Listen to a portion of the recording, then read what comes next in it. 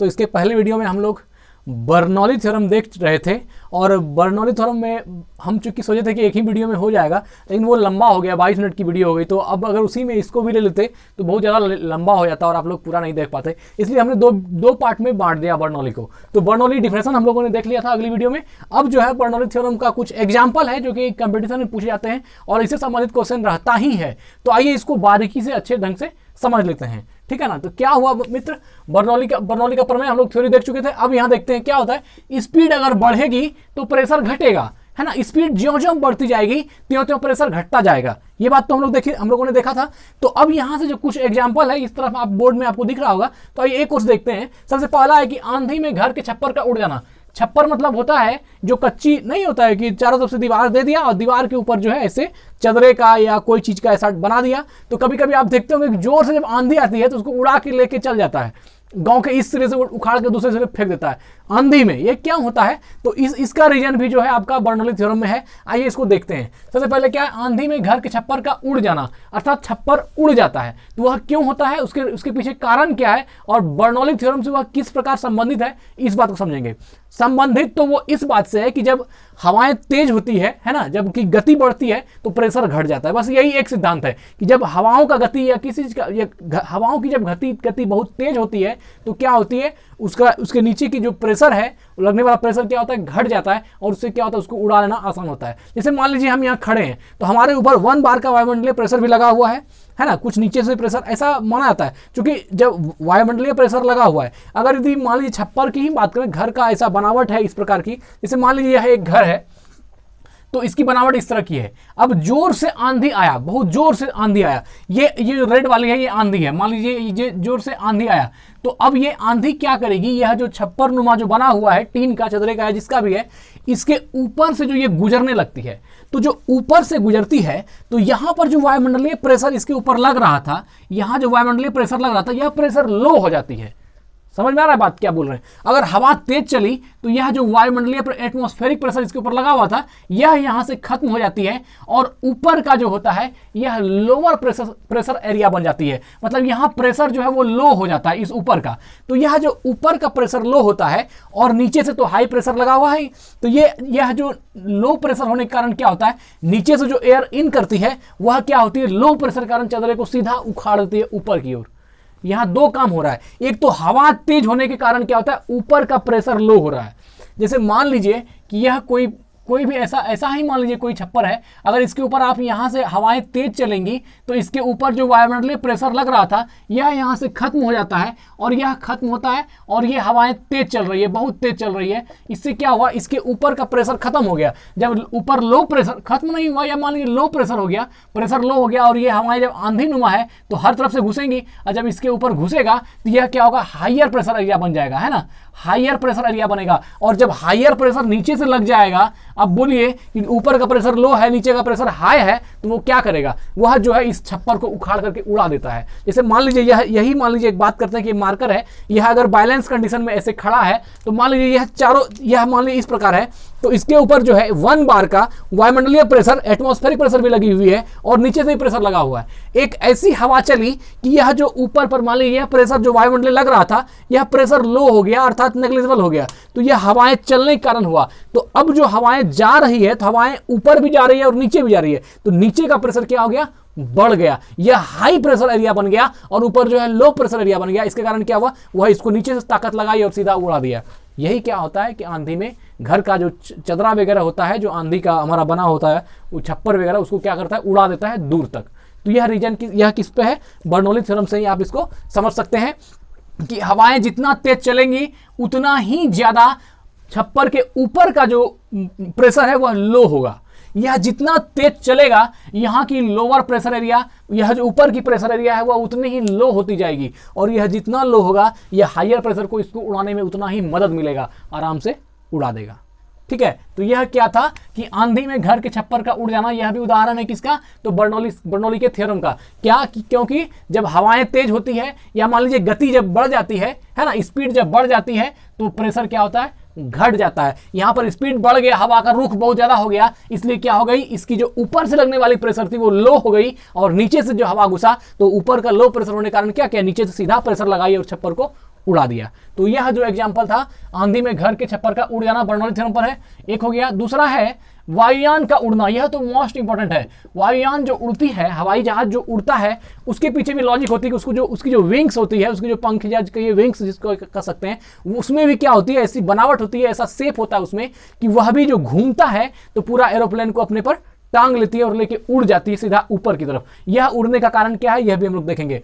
तो यह है यह जो एरोफॉल है ना, यह मान लीजिए वायुयान की पंख है जिस पे कि वो घूमती है, जिस पर कि इसके कि वो लटकी रहती है और हवा में उड़ती है।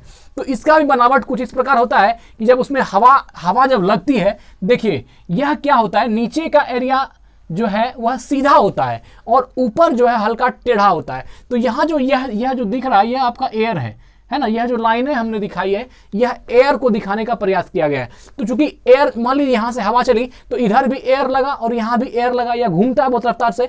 तो एयर लगने के बाद क्या हुआ, यह जो एयर है, यह एयर फ्लो फास्टर है, बहुत तेज चलता है, और नीचे वाला जो है एयर फ्लो स्लोअर है, अर्थात यह बहुत धीरे धीरे चलता है। तो जिसकी हवाएं तेज, अब देखिए दोनों मिलता है यहाँ पर आकर के, जो ये हवाएं हैं और जो ऊपर से आने वाले और नीचे से हवाएं, दोनों वही टाइमिंग में मिलता है। तो यहाँ पर क्या होता है, यह हाइयर होने के कारण यहाँ का प्रेशर लो हो जाता है ना, ऊपर का प्रेशर लो हो जाता है क्योंकि हवाएं ज्यादा तेज चलती है। और नीचे क्या है, एयर फ्लो स्लोअर, यहाँ हवाएं सीधी होने के कारण यह हवा धीरे धीरे चलती है और इससे क्या होता है, ये हाई प्रेशर एरिया बन जाता है। तो नीचे से हाई प्रेशर, सेम यही वाला कंडीशन यहां भी हो रहा है, नीचे से हाई प्रेशर बन रहा है, ऊपर में प्रेशर लो हो रहा है। तो जितना ही वह तेज घूमेगी उतना ही ऊपर का प्रेशर लो होता जाएगा, लो होता जाएगा, लो होता जाएगा, और नीचे का प्रेशर बढ़ता जाएगा, बढ़ता जाएगा। ये जब बहुत रफ्तार से घूमेगी तो ऊपर का प्रेशर क्या है, बहुत लो हो जाएगा और नीचे का प्रेशर बहुत हाई हो जाएगा और सीधा क्या होगी, एरोप्लेन जमीन को छोड़ करके हवा में मूव कर जाती है। तो यह भी आपका बर्नौली का थ्योरम है कि जब स्पीड हाई होगा तो प्रेशर लो होगी, स्पीड हाई होगा तो प्रेशर लो होगी, और स्पीड बहुत बहुत कम हो जाए तो प्रेशर बहुत हाई हो जाएगी। तो यह एरोफॉल में भी आप देख सकते हैं कि जब हवाएं यहाँ पर जो ये इसका टेढ़ा होना, यह जो इस प्रकार की इतनी दूरी तय करके हवाएं यहाँ आना, यह जो है प्रेशर को लो करने का और हवाओं को तेज करने का एक रीजन है कि उसको इस प्रकार से बनाया जाता है। और नीचे वाला सीधा इसलिए रखा जाता है ताकि यहाँ जो है हाई प्रेशर एरिया बने, और इससे क्या होगा कि यह एयर फ्लो जो है वह स्लोवर होगी, क्योंकि यह सीधा होता है, सीधा आया और बह गया। तो यहाँ पर एयर फ्लो जो है वह स्लोवर है, और यहाँ जो हल्का टेढ़ा नुमा, जो वक्र नुमा बनाया गया है ताकि एयर फ्लोवर जो है फास्टर हो, तेज हवाएं चले, और इससे क्या होगी, वह उसको टांगने में लेकर के उड़ने में मदद करती है। क्योंकि यह जो है आपका लो प्रेशर एरिया बन जाता है और यह आपका नीचे जो है यह हाई प्रेशर एरिया बन जाता है, जो कि कंडीशन सेम टू वायुयान के डैने में जो कंडीशन हो रही है वही कंडीशन जो है यहाँ पर छप्पर को उड़ाने में, घर में से जो छप्पर उड़ जाती है उसमें भी यही कंडीशन हो रहा है। दोनों एक ही चीज है, बस समझने का सिर्फ फिर है कि यहाँ पर एरोप्लेन यहाँ इसका बनावट कुछ ऐसा बनाता है ताकि जो है यह हवाएं तेज चले, वहां पर हवा जो लगती है तो यह स्पीड तेज होता है और वहां पर क्या होता है, लो प्रेशर एरिया निर्मित होता है। ऊपर की जब एरिया लो हो जाएगी तो क्या होगा, नीचे का प्रेशर जब बढ़ेगा, ऊपर का लो होगा, तो वह स्वाभाविक है कि ऊपर की ओर उड़ा देगी और इससे क्या होती है, हवाई जहाज ऊपर उड़ जाती है। यहाँ पे देखिए उसी कंडीशन को दिखाया गया है, यह लिफ्ट ले लिया, यहाँ पर क्या है, यह जो ब्लू कलर का है यह हाई वेलोसिटी होने के कारण यह लो प्रेशर एरिया हो जाता है। जहाँ वेलोसिटी जितनी हाई वहाँ प्रेशर उतना ही लो, तो ये जो हाई वेलोसिटी कारण क्या होगी, यहाँ लो प्रेशर एरिया बनेगा, और नीचे जो रेड वाला है ये हाई प्रेशर एरिया है, जो इसलिए यहाँ की वेलोसिटी क्या है, लो। अगर प्रेशर हाई तो वेलोसिटी लो, यहाँ पर लो प्रेशर तो वेलोसिटी हाई होगी तो प्रेशर लो होगा। जान रहे हैं कि अगर आप स्पीड बढ़ाएंगे तो दाब घटेगा और दाब बढ़ाएंगे तो स्पीड घटेगा, क्योंकि ये क्या है, स्पीड जो है प्रेशर की इन्वर्सली प्रोपोर्शनल है। तो इससे क्या होती है, हवाई जहाज को उड़ने में मदद मिलती है। और ये क्या होती है, नीचे से प्रेशर एक बार ही रह गया, क्योंकि नीचे से जो है प्रेशर एक बार ही रह जाता है और सारा प्रेशर ऊपर लग जाता है। इससे क्या होती है, वो हवाई जहाज ऊपर की ओर उड़ जाती है। तो यह जो था वायुयान का उड़ना, यह भी जो है आपका बर्नौली के परिमेय पर है। तीसरा है गेंद का स्विंग होना, है ना, गेंद जो बॉलिंग करते हैं स्विंग बॉल, उसमें भी एक कंडीशन होता है, हवाएं जो है बहुत तेज रफ्तार से उस पर लगती है और हवाएं तेज होने के कारण क्या होती है, उसका प्रेशर कम हो जाता है। प्रेशर कम होने के कारण क्या होता है, बॉल जो है मतलब जगह पोजीशन को चेंज कर लेती है और इससे क्या होती है, बॉल स्विंग हो जाती है। तो यहाँ भी आपका बर्नौली थ्योरम ही काम करता है कि हवाओं स्पीड ज्यादा होने से प्रेशर कम होती है बॉल पर और बॉल जो है डगमगा जाता है, ऐसा टाइप से होता है। इससे क्या हो गया आपका, यह भी बर्नौली के थ्योरम पर है। चौथा है प्लेटफॉर्म पर आती ट्रेन का अपनी ओर खींचना। आप देखते होंगे जब बचपन में हम लोग गाड़ी, अभी भी देखते हैं, प्लेटफॉर्म पे खड़े हैं तो गाड़ी जब क्रॉस करती है, जब हम खड़े होते हैं और निकल रही है तो जब लास्ट होने लगता है तो ऐसा लगता है कि ट्रेन जो है अपनी ओर खींच लेती है और लोग ऐसा बोलते हैं कि हट जाओ नहीं तो गाड़ी जो है खींच लेगी। वो खींचना क्या होता है, वहां भी आपका जो है यही चीज आपका बर्नौली प्रमेय ही लागू होता है। जब तेज रफ्तार से बहुत रफ्तार तेज होगी तो वहां पर प्रेशर क्या हो जाता है, कम हो जाता है ना। स्पीड कम होगी तो रफ्तार तो प्रेशर ज्यादा होगा। तो वह जो अपनी ओर खिंचाने वाला गुण है गाड़ी के, जब ट्रेन क्लोज आती है और जब वो निकलने लगती है तो क्या होता है, लगता है कि वो जो है अपनी ओर खींच रही है। वह क्यों कारण है, तो वहाँ प्रेशर जो है आपका स्पीड ज़्यादा होती है तो प्रेशर कम हो जाता है और हम जो खिंचाने का ये अनुभव होने लगता है। ठीक है। समुद्र में जहाज एक दूसरे के निकट विपरीत गति में आपस में सट जाते हैं। समुद्र में भी जहाज के साथ भी यही कंडीशन होती है। दो जहाजें अगर विपरीत दिशा में आ रही हो तो क्या होती है, उसकी जो दूसरी की जो मान लीजिए वह जो आपका फास्ट जो जिस रफ्तार से आती है और उसके पीछे भी अगर आती है तो उससे क्या होता है कि जो रफ्तार वाला जो तेजी से निकला तो वह जो है एक प्रेशर निर्मित करती है और उससे जो है आपका कि समुद्र में जहाज एक दूसरे के निकट विपरीत गति में भी आपस में सट जाते हैं। गहरे जल का शांत होना, यह दाब बढ़ेगा तो वेग घटेगी। गहरा जल, जो जितना ज्यादा गहरा जल होता है वो उतना ही शांत होता है। यह कारण इसके सागर के साथ आप देखेंगे कि सागर क्या होता है, बहुत ही शांत होता है। इसके पीछे रीजन क्या होती है, उसमें प्रेशर ज्यादा होती है। जहां प्रेशर ज्यादा होगी स्पीड कम हो जाएगा, स्पीड ज्यादा होगी प्रेशर कम हो जाएगा। तो यह जो सागर, यह जो है गहरे जल का शांत होना, यह भी आपका क्या है, इसी पर डिपेंड करता है कि जब प्रेशर, इसमें चूंकि प्रेशर बहुत ज्यादा होता है, गहरा जल है तो प्रेशर ज्यादा है, इसलिए क्या होगी, वेलोसिटी उसकी कम हो जाएगी, इसलिए वह जल जो है आपका शांत हो जाता है क्योंकि प्रेशर बहुत ज्यादा होता है। और प्रेशर ज्यादा होने से क्या होगी, प्रेशर ज्यादा होगी तो स्पीड कम हो जाएगा, है ना। दाब ज्यादा होगा तो स्पीड कम हो जाएगा। चलिए आगे देखते हैं। दो कागज को बीच से फूकने पर दोनों का करीब आ जाना। दो कागज है, अगर उसको हम बीच से फूकें तो वह दोनों करीब आ जाता है। ये एग्जाम्पल बहुत अच्छा है।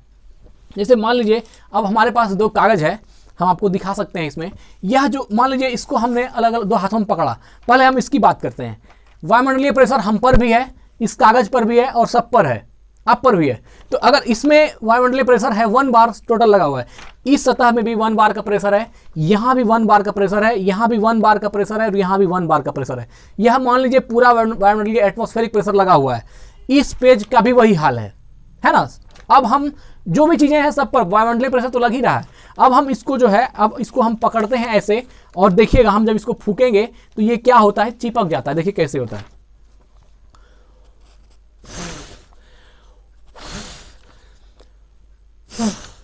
यह फूकने के बाद इसको दूर हटना चाहिए लेकिन यह सटता है। देखिए गौर से,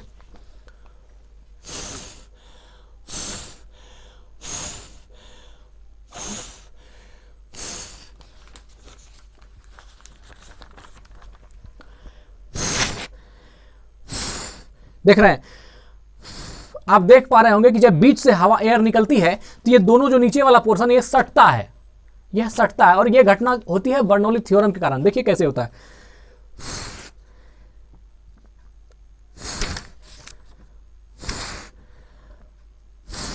यह जो सटने की क्रिया हो रही है यह इसलिए हो रही है कि चूंकि इसके ऊपर जो 1 बार का सब जगह प्रेशर लगता है और जब हम फूंक देते हैं तो इसके बीच का जो यहां पर जो एयर था वह निकल जाता है ना, वो प्रेशर के साथ निकलता है और जैसे ही वो गतिशील होती है तो यहां जो बीच का प्रेशर है वो लो हो जाता है। बीच का प्रेशर लो होता है और इसके कारण क्या होती है, इधर जो 1 बार की प्रेशर थी, इधर जो 1 बार का प्रेशर था ये लगा हुआ ही रहता है और बीच का मान लीजिए अगर कुछ प्रेशर निकल गया तो मान लीजिए 0.5 हो गया या 0.8 हो गया तो बीच की प्रेशर घट जाती है और ये क्या होता है, आपस में चिपक जाता है।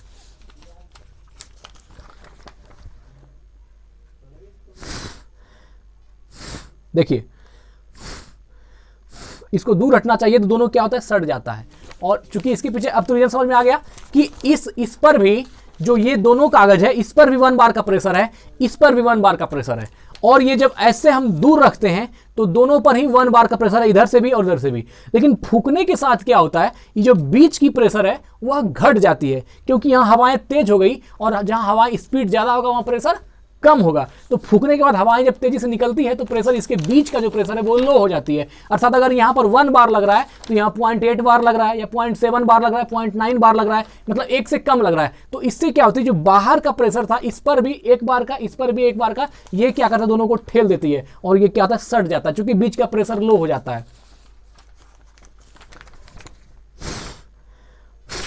ठीक है। और एक कारण यह तो आपको समझ में आ गया होगा कि यह क्यों चिपकती है या ये क्यों सटती है, क्योंकि बीच का प्रेशर घट जाता है। और बीच का प्रेशर घटता है क्योंकि हमने स्पीड से फूंक दिया इसको। तेजी से फूंकने के बाद जहां स्पीड ज़्यादा हो जाती है, हवाओं की स्पीड ज़्यादा होती है, वहां पर साइड से जो 1 बार का प्रेशर थी वो लगी ही रहती है। और मान लीजिए बीच का प्रेशर फूंकने के बाद 1 बार से घट जाता है, इसलिए क्या होता है, दोनों चिपक जाता है, नीचे जो है सटने लगता है। ठीक है, एक एग्जाम्पल यह है। और देखिए, 2 कागज के बीच से फूंकने पर दोनों का करीब आ जाना। ठीक है, अगला है कमरे में सीलिंग फैन के चलने पर कैलेंडर का दीवार में सटने की बजाय दीवार से दूर हटना। अर्थात कमरे में अगर सीलिंग फैन को ऑन करेंगे तो जो उसकी दीवार पर टंगी हुई कैलेंडर है वो क्या होती है, वह जैसे मान लीजिए कि यह दीवार है मेरा और इस पर हम ये कैलेंडर है हमारा, तो ये क्या होती है, जब आप सीलिंग फैन चलाएंगे तो ये ऐसे हटेगा, यह जो ऐसे हटता है। जबकि जब हवाएं ऊपर से है तो इसको सटना चाहिए, लेकिन हो रहा है क्या, ये अपोजिट तरफ फेंका जा रहा है। और ये क्यों हो रहा है अभी हम लोग दिखाएंगे। थोड़ा सा फैन ऑन कीजिए तो इसको देखेंगे कि यह क्या होती है, इधर बाहर की तरफ आएगी।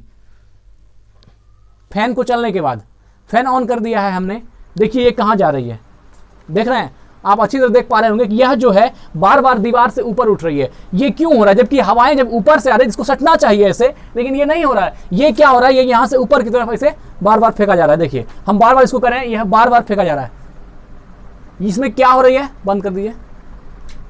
इसमें क्या हो रही है मित्र कि यहां पर यह जो इसके ऊपर, जैसे मान लीजिए 1 बार का प्रेशर इसके ऊपर लगा हुआ है, वायुमंडलीय प्रेशर जो इस पर लगी हुई है, लेकिन फैन ऑन होने के बाद क्या होता है, यह जो 1 बार का प्रेशर वह तेजी से आता है और जो इस दीवार और इसके बीच में जो है ये हवाएं तेज, इसके बीच की हवाएं तेज होती है और यहाँ की प्रेशर निकलती है। तो जैसे यहाँ का प्रेशर जब लो होता है तो ये क्या होता है, बाहर की तरफ उठ जाता है। और यह उठने का कारण क्या है कि यह प्रेशर जो इधर की तरफ आ जाता है, बाहर की तरफ आता है, क्योंकि यहाँ पर जो है हवाएं इसकी सतह पर हवाएं तेज होने के कारण यहां से हवाओं का प्रेशर हट जाता है और नीचे से जो 1 बार का प्रेशर था वो लगा रहता है ना।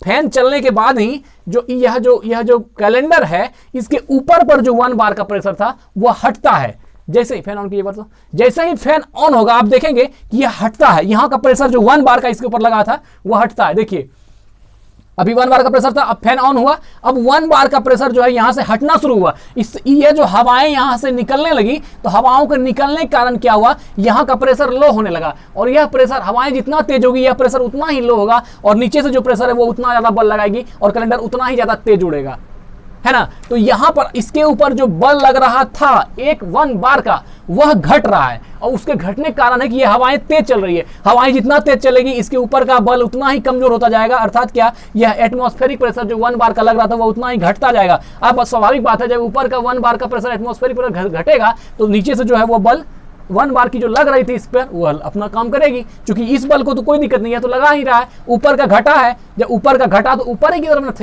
थैलेगा, क्योंकि नीचे से जो है प्रेशर ज्यादा लग गया, ये हायर प्रेशर एरिया हो गया और ऊपर की हवाएं चलने के कारण ये लो प्रेशर एरिया बन गई, इसलिए ये क्या होता है, उड़ जाता है। फैन बंद कर दीजिए प्लीज।